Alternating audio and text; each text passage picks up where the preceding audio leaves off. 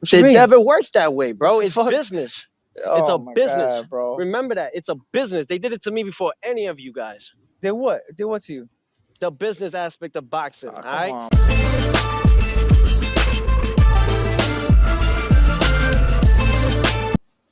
Let's talk boxing. All of it. So, this particular topic may ruffle some feathers, but hell, I'm the jab queen, baby. So, back with another one. As usual, I'm going to give you a giggle with a shot of the facts. So, as you just heard in that clip I played, Tio, which I mean, I'm sure y'all all know that was his voice, he was basically trying to put the rest of these boys on game.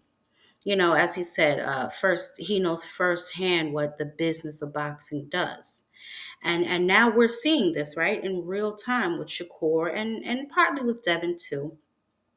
So now I know I make a lot of jokes about Shakur, right? Calling him Shabrittle. I've said I'm gonna mail him a life alert button for his hands, all that kind of silly stuff, right? But on some serious shit, y'all, this boy should not be on an undercard after undercard. And yes, a lot of this is his own doing through mistakes that he has made regarding the business of boxing. Signing with a promoter who isn't really good at promoting. And we can go back and forth on whether or not Eddie is a good promoter. It's a matter of opinion or fact. But we can't deny that this upcoming fight that he's in versus Shapeda will mark his second undercard, which Eddie Hearn is also not paying for. And that's because there's no return in the investment we call Shakur Stevenson.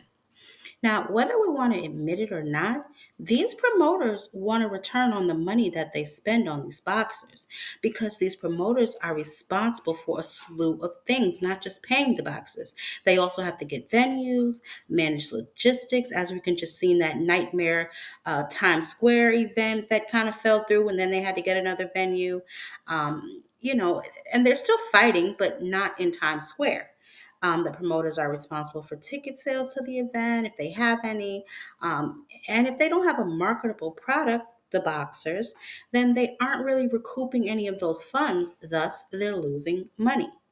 Now, look, all I'm saying is we have to consider all the facts when discussing boxing. And I know some of us just want to see the fight and we just really don't give a damn about all the background noise, but is it really background noise? I mean, if we consider the is it financially feasible to make this particular fight? Now, I know that some of these niggas be ducking. Like, I ain't gonna sit up here and act like I don't know that a lot of them still be ducking smoke by asking for outrageous amounts of money because they know possibly they don't garner that much money. But I just want us to keep that in mind. Boxing, although it is entertainment, there is a business side of it that has to be handled. And if not handled properly, then whatever promotional company will be losing money.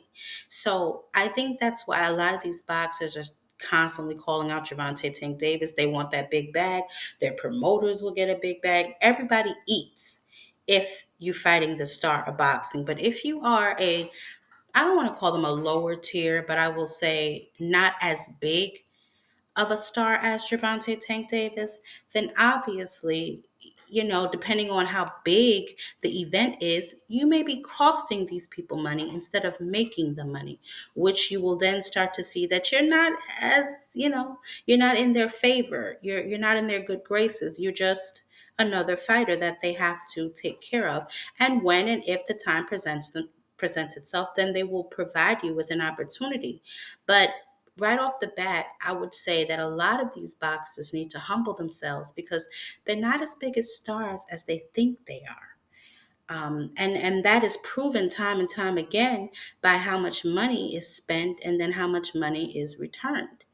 Return on investment is a real thing, no matter what kind of business you're in.